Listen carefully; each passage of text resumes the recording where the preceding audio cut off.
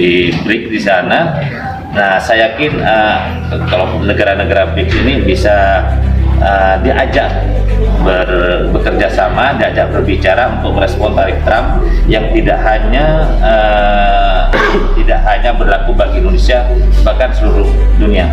Karena tarif Trump ini otomatis akan menciptakan tatanan dunia baru dalam bidang ekonomi dan politik.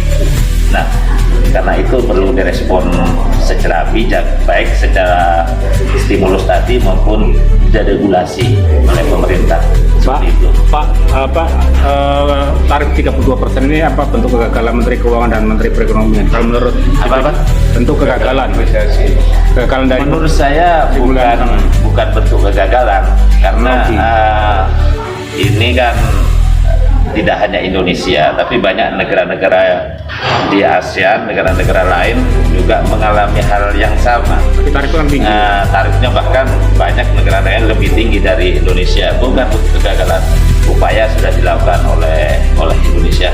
Ini karena kita tahu karakter Trump seperti apa kan karakternya Trump. Apalagi negara kecil se-Indonesia, negara seperti yang lebih besar aja, bahkan temannya sendiri, mitranya seperti Jepang misalnya, Eropa juga dikenakan tarif yang besar misalnya. Jadi kita tidak bisa jangan berharap banyak pada Trump, pada Amerika gitu. Kalau kita terlalu berharap, kita pasti akan mati. Makanya tadi itu harus mengalihkan dari pasar baru, banyak harapan. Perlu nggak kita membalas dengan tarif yang tinggi juga terhadap barang Amerika? Tidak perlu. Menurut saya justru kalau kita membalasnya kita rugi. Kita tidak perlu membalas tarif itu. Saya yakin karena kalau karakternya Trump ini kan melihat itu hanya dalam jangka pendek.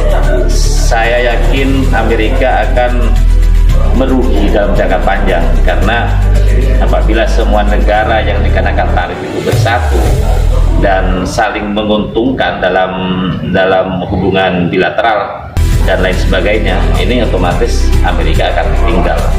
Indonesia tidak perlu menyampaikan tidak perlu merespon secara keras, cukup dengan lembut aja. Saya yakin nanti Trump akan melunak gitu. Jadi Trump tidak jadi ancaman?